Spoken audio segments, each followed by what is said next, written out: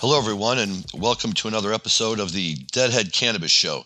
My name is Larry Mishkin of the Hoban Law Group, and I'm here today with my co-hosts, Jim Marty and Rob Hunt. We have a very special guest today, Andy Greenberg of Society Jane in San Francisco. Andy was our very first guest on this podcast a while back, and now that we've exceeded 100 shows, hard to believe, Andy has been kind enough to say that she will join us again today and share more of her wisdom on Northern California and marijuana and what's going on with that. So we've got lots to talk about, lots of interesting stuff on the music side. Bill Kreutzmann's 75th birthday coming up. Trey Anastasio loses his John Kahn and Tony Markellis. Very sad about that. And if time permits, Jim Marty was at the 80th anniversary of Red Rocks last week. So all very good. Rob, how are you doing? I'm doing great, Larry. Lots happening in cannabis this week. Lots happening in Grateful Dead world. And really excited to hear Andy tell about her story in San Francisco. So this should be a really fun show. Wonderful. Jim, what about you? Very good. Yep. Well, we might want to touch on Dick's Picks 38. I listened to it extensively over the weekend, and 73 is a standout year. Very interesting show because it was the first time some of those songs have been played publicly, or at least one of the first few times. It is. It's a tremendous release, and I was lucky to grab it right before I headed out of town for a few days here, so I've been able to listen to it, and it really is outstanding. Another good one that they released, so let's get to that. But start us off, Jim. There's been news in the world of 280E. Unfortunately, maybe not the kind of news that we want to hear. Yes, the IRS remains undefeated in its enforcement of IRS Code Section 280E, which denies deductions outside of cost of goods sold to cannabis businesses. I fought the law, and the law won on that one. I testified in tax court very early here in Colorado. And you lawyers know what a Daubert challenge is, and the IRS raised a Daubert challenge. The judge let me testify and then invoked their Daubert challenge. So, as I said, I fought the law, and the law won. But the IRS remains undefeated. Harborside's case was turned down by the Ninth Circuit Court of Appeals. And then another California case, which Larry helped me with the correct citation. I don't have the citation, but I do know that the parties were Organic Cannabis Foundation and the Northern California Small Business Assistance. Very unfortunate. The Court of Appeals turned it down because they had filed their papers late. They took it to the Supreme Court, and the Supreme Court agreed with the Court of Appeals that, yes, those papers were filed late, and we are not going to hear your case. So I've been saying for some time that the only change that's going to come to 280E is going to come through Congress, House, Senate, signed by the president. That's the only way we're going to get 280E, and that's going to include a very broad discussion of a federal excise tax. So I think we're several years away. So in the meantime, we need to keep planning around 280E and minimize the non-deductible costs so that companies like Andy's here can be profitable on an after-tax basis. Well, and, Jim, the thing that really jumped out at me when I was reading about those cases was not just the amount that these parties owed in taxes, which was huge, but the amount of penalties that were already being tacked onto them. So, I guess for Harborside, that's kind of how they've, made their reputation, right? Being the guys who are willing to take that risk in the name of goodness for everybody else in the industry. But, for these other two companies, the Organic Cannabis Foundation, with their taxes plus their penalty, they're almost at $1.5 million that they're going to owe. And you file a day late, that's not good. That's not good. Yep, but $1 million here, $1 million there, and pretty soon you're talking about real money. Now, I have had success at the field agent level on negotiating away the penalties, which brings down the interest. Sure, I guess if you can, pay off the rest of it, maybe if you're lucky, you can, if you can get that. But you're right, it does add up to a lot. But given what's going on in the industry, maybe it's not surprising. And Rob, you were going to tell us about a new deal that's going down right now. Well, not a new deal, more of just a congratulations to Ascend Cannabis and to Abner Curtin and his team for taking a business in just several years and being one of the larger kind of public listings that's happened this calendar year. There aren't too many MSOs that are still coming out, and I think Ascend is one of them, and I think we're expecting to see PharmaCann come out later this year. So, it's one more company that's been pushing, around $1 billion market cap. So again, good for the industry to see another business that's that big, that's really attracting real dollars. And so just congrats to the Ascend team for getting across the line. And there's one more mid-tier MSO that's now out there in the public domain. Wonderful. Always good to hear about. Successful businesses are the key to the industry. And speaking of successful businesses, let's turn our attention to our guest, Andy Greenberg, who is here today. Andy, so nice to have you back on our show. Thanks for joining us. Thanks, Larry. It's lovely to be here. What's going on with Society Jane? Tell us what's new. Oh, what's new with Society Jane? Well, having just paid our federal taxes, I have a particular feeling in my heart about 280E, and still, for the life of me, don't understand how we are in a situation of taxation without representation, when that seems to be what this country was actually built on. So it's very frustrating. Spoken like a true attorney.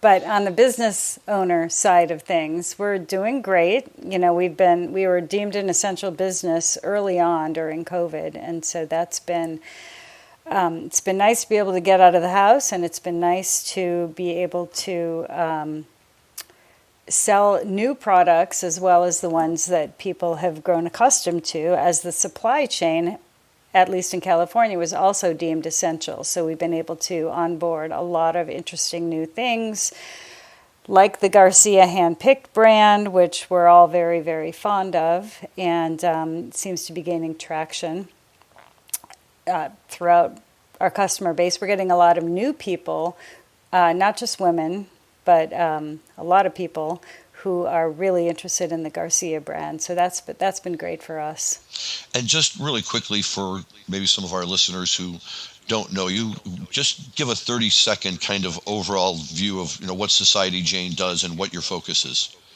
Got it.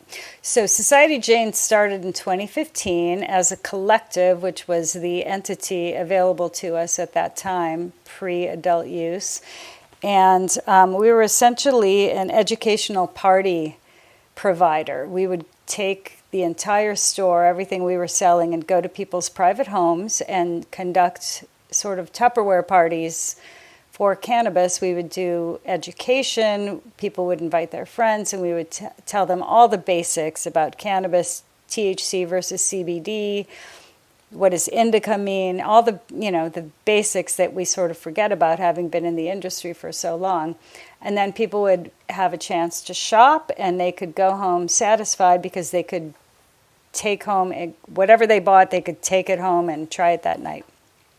After legalization occurred in 2016, we had to segue because there was no license category for what we were doing. So we became a non-storefront retailer. We are essentially a delivery service now. We continue to do educational parties, but because of the way the regulations work, we can no longer have people buy directly at the parties. They have to place an order at the parties for next day delivery. And of course, all parties have been curtailed during COVID, so we've been delivery only essentially. And our focus is on women grown, women made, and products that women like. And so we try everything, we vet everything, we curate a menu of products that we would use or that we think our sisters would use. And that seems to have worked so far. I could ask a couple of questions on the delivery, because we're going to get delivery. We're going to get delivery here in Colorado. So how does the delivery actually happen? Do you have a fleet of cars? Do your drivers use their own cars? How does it actually function? Well, I think every delivery service does it a little bit differently. For us, because we're a small player, we have our drivers use their own cars. They, keep track of mileage, and they have to have a dedicated GPS within the car. And it's all online. People order online. Or we have a lot of older ladies who don't go online. They'll just call us up on our landline and place their orders that way. Interesting. Do they call up in those situations with questions where they're like looking for you to help direct them in terms of what they should buy? Sometimes they do. we've saved some very funny messages from people. But yeah, I mean, a lot of times people are trying cannabis for the very first time. Essentially, when they call up, they'll say things like, I'm having a hard time sleeping, but I really don't want to feel high. And so we'll direct them to some high CBD products that could help them with sleep. And then inevitably, we'll get a call a week or two later saying, it worked okay at first, but now I'd like something stronger and I don't care about feeling high. Okay. So baby like steps. Clockwork. I love that. And what did you see as a result of the COVID pandemic? Was there an uptick of sales with you like we experienced in Illinois, and I know Jim has talked about in Colorado? Yes. So essentially at the very beginning of March, we were told that we would not be an essential service and that we would have to shut down. It was the night of St. Patrick's Day, 2020. So we had a huge sale and we went crazy and had 1 million deliveries. And then at about 10 p.m. on St. Patrick's Day, the city and county of San Francisco reversed and said we were indeed deemed essential. And after that, we thought things would slow down because most of our existing customers had bought a lot of things during the sale. And in fact, it remained crazy busy for most of 2020. So yes, it definitely, we saw a huge uptick. And were there people who would call in and specifically buying to deal with the effects or the impact of dealing with lockdown and the pandemic?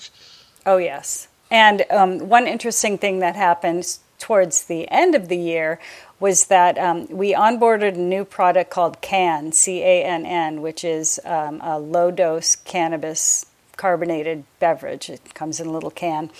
And they had various flavors. And we started selling boatloads of that because people felt like they were drinking too much alcohol and gaining weight and waking up hungover. And a lot of these people were parents who had kids who were doing remote learning, and it was just too hard for them.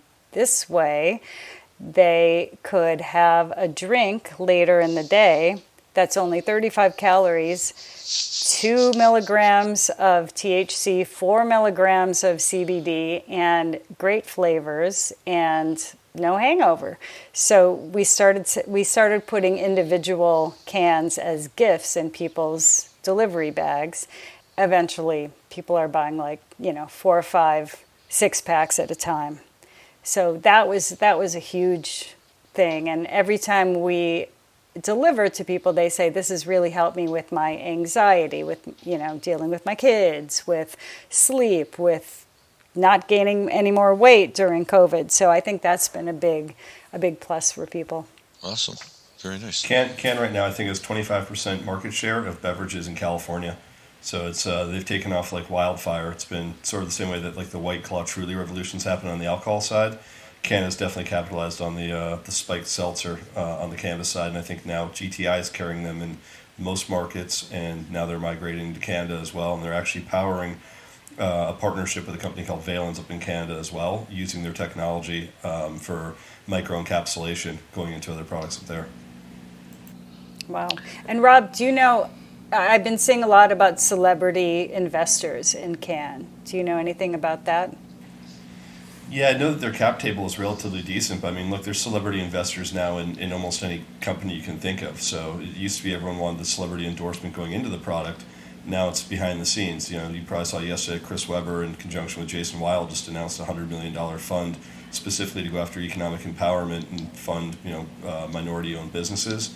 So I mean, there's a big trend of celebrity behind the scenes putting capital into things. So it's not just on the side of putting out like a Garcia product, which, by the way, tell me if I'm crazy off base. I'm thinking about coming out with a John Mayer product that comes in like really good like bubblegum packaging, and comes in like really soft colors. It's gonna have half the THC, and it'll taste half as good. Oh, and I'll charge twice as much for it. So do you think that would sell at your parties? Yes, I do. As long as they're not children's parties. Oh my goodness. But tell us about this Garcia line of products, because it seemed like every celebrity in the world has been coming out with, a line of products, and all sorts of musicians. And yet, while Mickey did admittedly come out with his line of pre-rolls, the whole world's kind of waiting for Jerry, and now it's here. So what kind of feedback are you getting from your customers on that? We're getting great feedback on all the products. We're getting a lot of repeat customers on all the products. I think that the Mickey Hart, I forget what it was called, but his pre-rolls were very strong. That was all Chem Dog, I believe, was the strain. And it kind of had I don't know if they had a limited audience, but it was not the right match for our particular demographic. Mm-hmm. The Garcia products, we weren't sure if they'd be a match, but they have proven to be one. And the rep has said, she's quoted Trixie as saying that they want the whole line to be very inclusive the way that Jerry was. So to that end, they have products, they're getting their source material, their flower, from both indoor grows and outdoor grows throughout the state of California. So the 8th jars are all indoor grown, the boxes of joints are all outdoor grown, and I believe the Jerry's Picks, which is what the gummies are because they're shaped like Jerry's Picks, those are combination of the two. Very interesting. So, premium strain, does it carry a premium price? It does carry a premium price. So for an 8th jar, I believe we're retailing them for $55, which is, higher than average. It is. And still $5 less than what we pay in Illinois, so that's a good deal as far as I'm concerned. Wow. And how much interaction, like actual out in front work, has Trixie and the estate done? Have they been, accessible to people who are selling the brands and, to add publicity or anything like that? Have you been able to communicate with any of those people, or do you just work through your reps? As a retailer, we primarily work through our reps, but we're given a lot of marketing materials that involve the whole family. Mm-hmm. So Trixie and Annabelle and Sunshine and Mountain Girl have all made videos. They've made videos together. They do a lot of behind the scenes stuff where they've created playlists to go with each strain. They've created, and that's all on their Garcia handpicked website. So it's very easy for us to point to that and tell our customers where to go to really enhance their experiences. I love that. That is so funny. Set lists. Yeah, set lists to enjoy each strain by. And then there's Bertha, which is the brand's Airstream.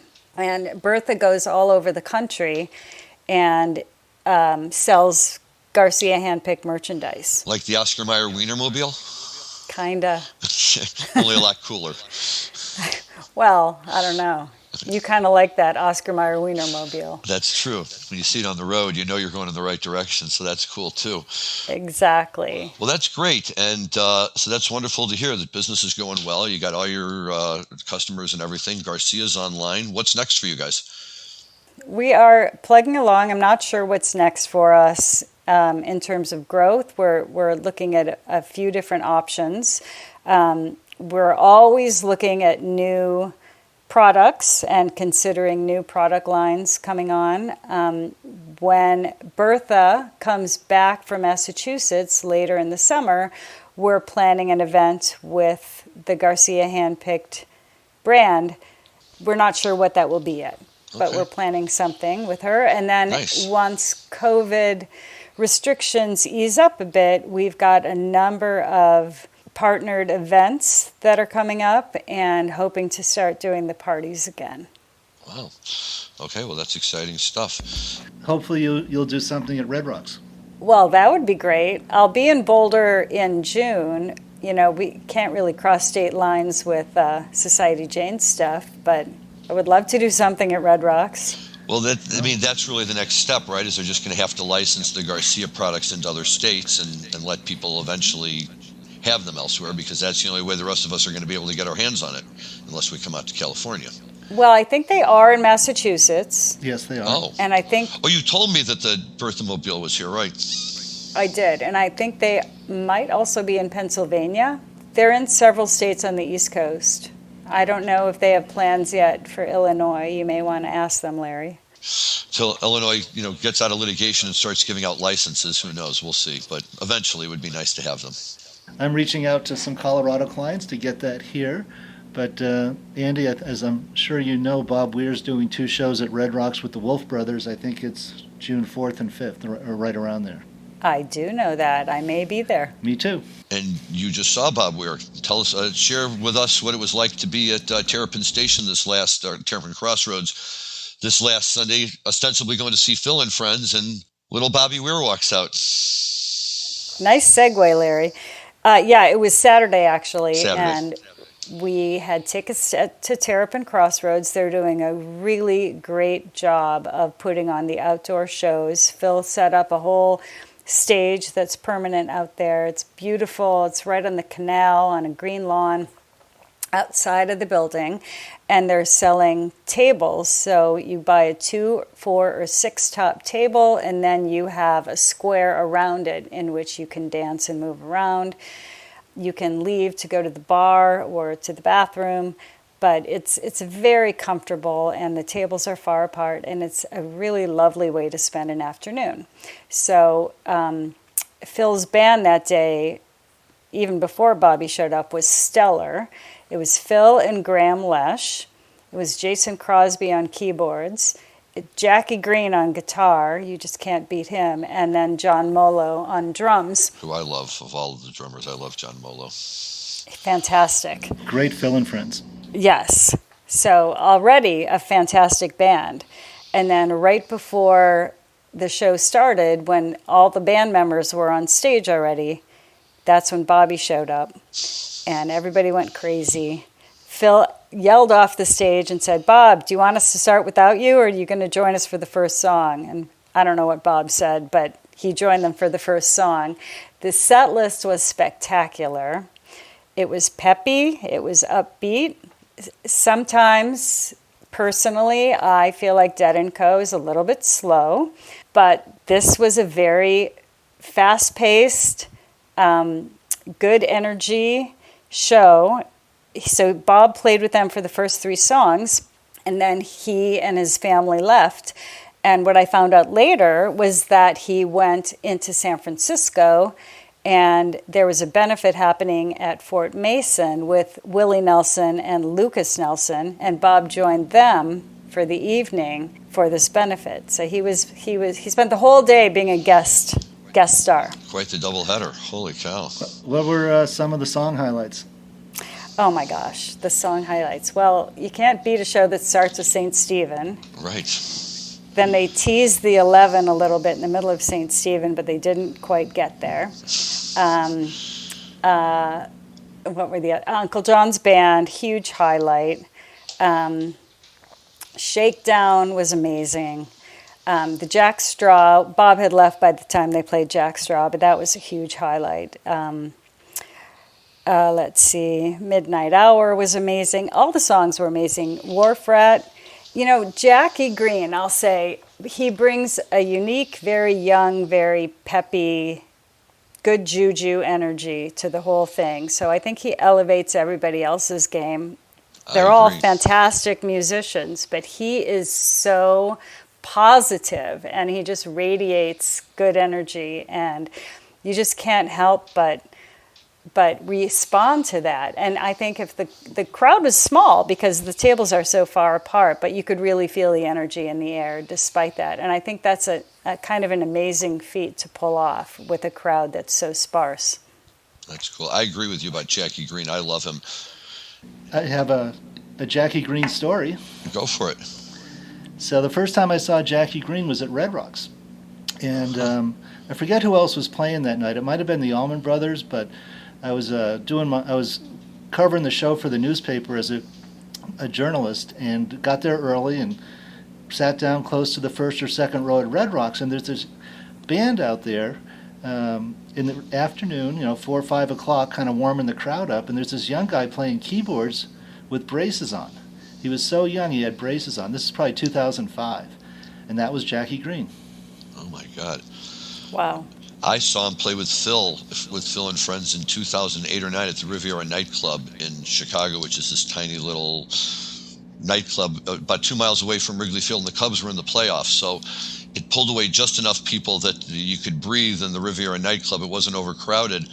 And they played a long set. At the end of the night, they played a killer Help Slip Frank, and we all thought that was the end of it. And then Phil dropped a bomb and just launched right into Viola Lee Blues, and they jammed out for another half an hour after that. And the quote from Phil later on was, he had to show Jackie what it was really like when you get these, Chicago crowds happen to be there, up and running. We don't stop. We just keep playing into the night, kind of thing. But Jackie was great. I loved him. I think he does. I think he motivates them to play at a different level. Well, another story I heard on how that got started with Phil and Jackie Green, and I may not have this exactly right, but Phil was sitting in his car waiting for one of his sons to come out at some event the son was at and listening to his radio, and he heard a Jackie Green song, and he was so impressed that he looked up Jackie Green, and that's how they got started playing together.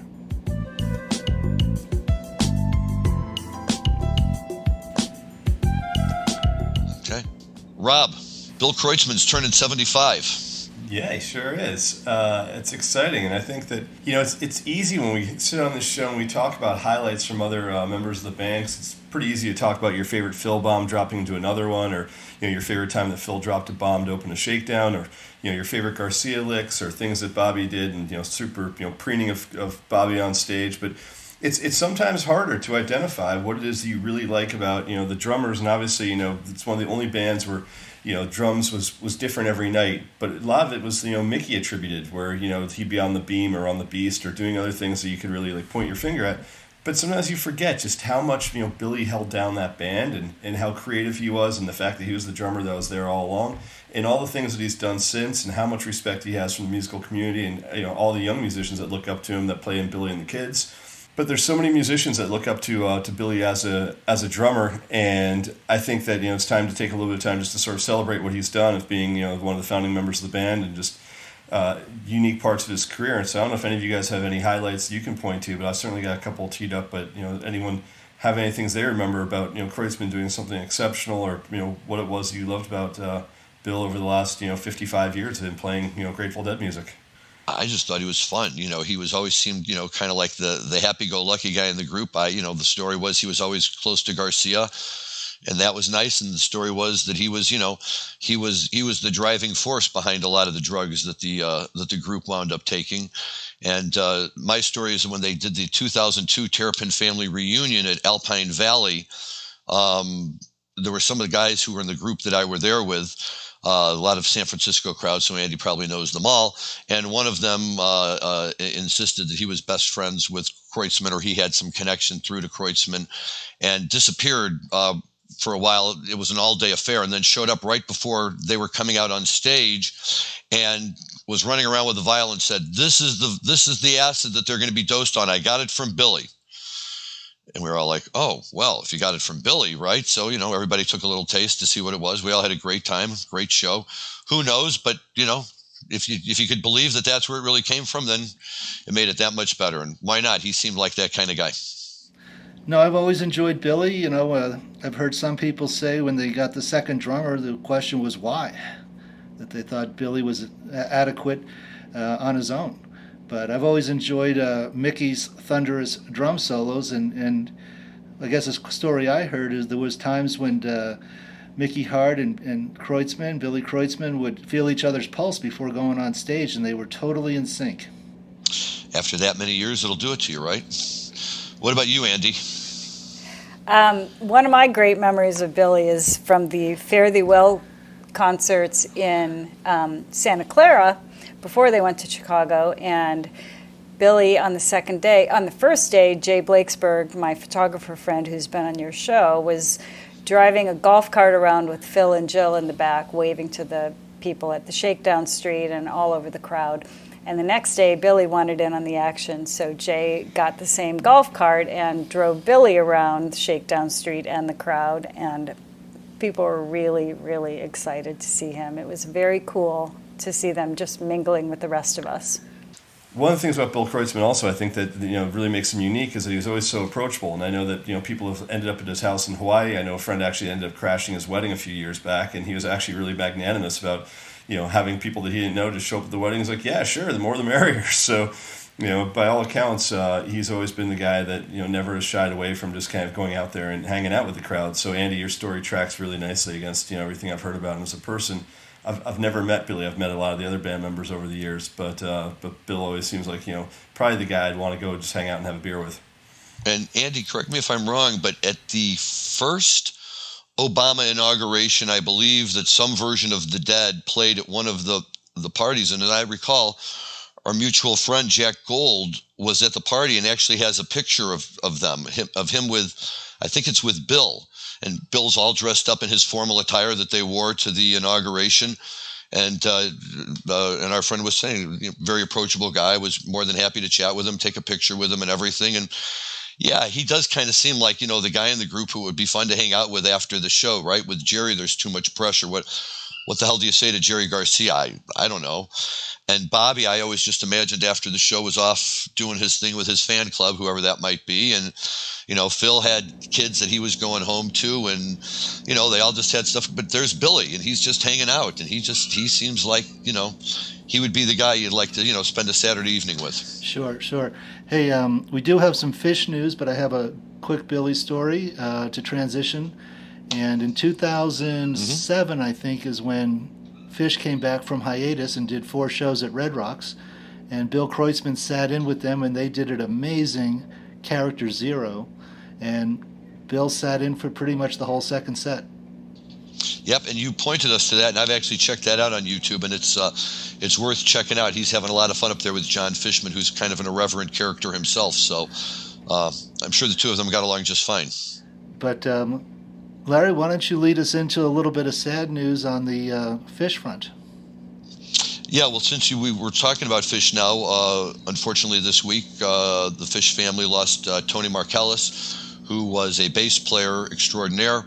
And for those of you old enough to understand the reference, he was to the Trey Anastasio band, what John Kahn was to the Jerry Garcia band, meaning his permanent bass player when he wasn't with Fish. This is the guy who played bass for him. And, there's all sorts of quotes from Trey going around about how important he was. But Tony played with a lot of people. He wasn't just Trey's guy. He played with a number of other bands and a number of other musicians, people who have been commenting on him, for the last couple of days. And, for me, it just always is amazing how tight that musical community is. And, we kind of think of the bands as all going off in their own directions and doing their own things. But on a certain level, they're all very much aware of one another, and they all kind of, somehow overflow and interact, either guesting with somebody or, doing something else with somebody, different projects. And Tony seemed like that kind of guy who just was kind of everywhere. And Jim, I think, as you noted, he was tied in enough to the Fish family itself that he actually co-wrote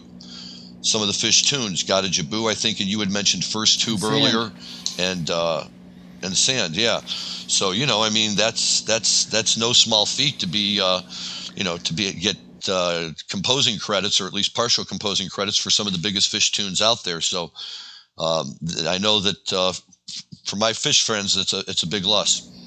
It is, and many of us got to see him recently when during the pandemic last fall, Trey did some Broadway shows with a band, and Tony was the bass player. Right. That his series of shows from the Beacon, correct, and he had Tony out there with him playing every night, and he's just an amazing talent. He was a young guy, relatively speaking, I think just in his mid-50s. So since that's younger than me, he is a young guy, but it's a shame, and I guess that's just the part of rock and roll, right? That one by one, these guys all do die on us, and then there's Phil, who's still out there playing at 80 years old. So we take the good where we can get it, and everything else. But on the good news on the Fish side is that Trey has announced that he's going to play 3 shows in June live at SPAC, Saratoga Springs Performing Arts Center in New York. As an aside, a favorite Dead shed where I never managed to go see them, unfortunately, or I never saw Fish there either, but I always heard great things about that place. But what I didn't realize is that although He is a University of Michigan graduate. Go Blue. Tony Markellis had moved and was living in Saratoga Springs. So I'm just wondering whether that's Trey's way of paying tribute to him by announcing the shows in Saratoga Springs, or whether that had already been predetermined. I don't know. But he'll be playing 3 live shows there.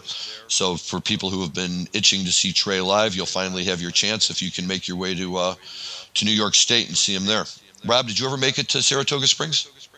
Yeah, I love SPAC. It's a great venue. It's a lot of fun. It's super easy to get to from New York City. It's about 2 hours away, so it's one of those places where everyone felt like they were going upstate. But really, an easy venue to get to with great sound. Really similar to Deer Creek in a lot of ways. I've been to Saratoga Springs to see Phish. Oh, you saw Phish there. Okay, I know that for the Phish fans, it's one of their favorite places. Yes, it was a Father's Day weekend. I call it the Father's Day Massacre because my older son Jack almost got arrested going into SPAC. It was a sobriety checkpoint going into SPAC. We had brunch, and we had a couple drinks with brunch, and I said, "You're driving, Jack, but don't have another drink." And I saved his butt because they breathalyzed him, and he flew just under, and the cop just threw the stick down on the ground and said, "You can go." So all you people going to SPAC, make sure your driver is sober going into SPAC. Very kind of the cops to do it on the way in. I got to give them a little bit of credit to say, much harder to do it on the way out. So good for them for... Well, and since you mentioned Deer Creek, that was a trap for the unwary for many, many people. Deer Creek, I believe, was the one where they actually took a trailer and just set it up in the parking lot so they could have immediate court hearings and just process it as quickly as they could write the tickets. Oh, wow. Larry, I'll give you a story from Deer Creek. There's all the campgrounds that were surrounding it where you never had to get back on the highway. You could just drive the back roads to the campgrounds. I had a U-Haul truck one time at Deer Creek that I put about 25 Wookiees in the back of with a nitrous tank, a keg, and a handful of Sammy Smith big boys.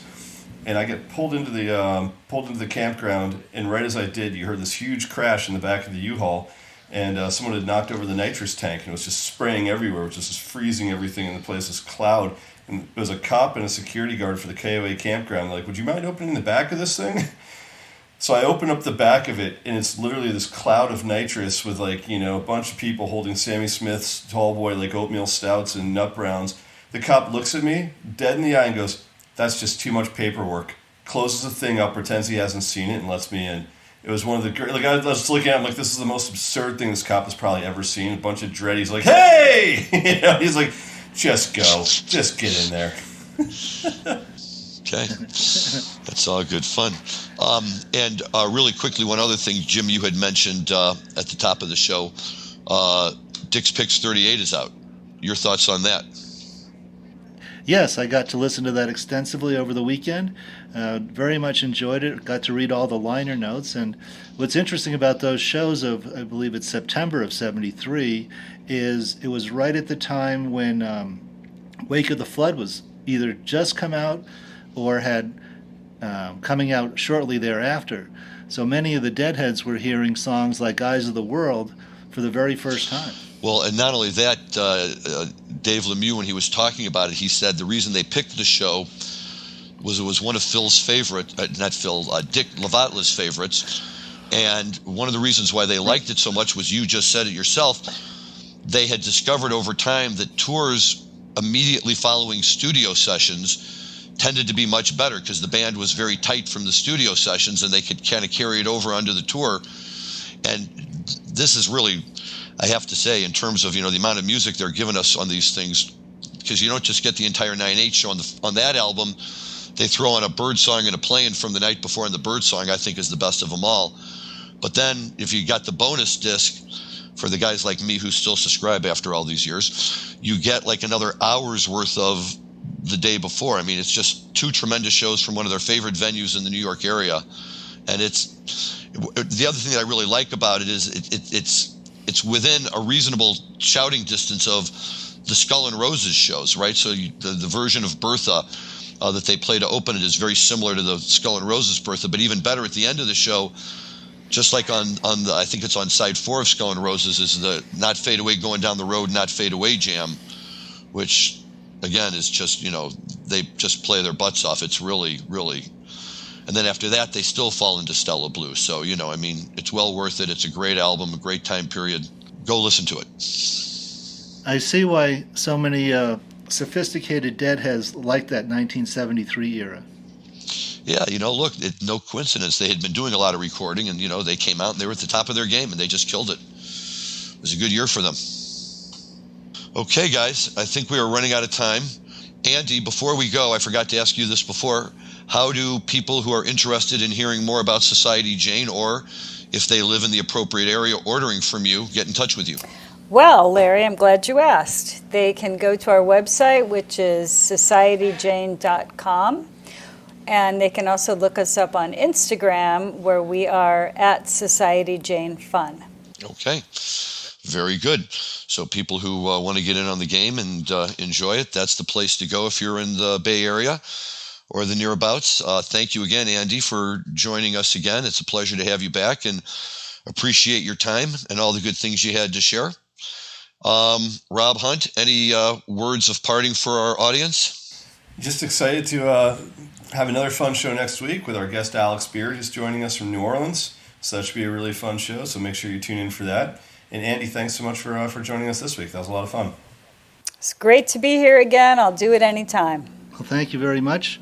And next week I will not be here because I'll be on vacation. But when I get back, I want to give you folks an update on the 80th anniversary of Red Rocks. It was very fun.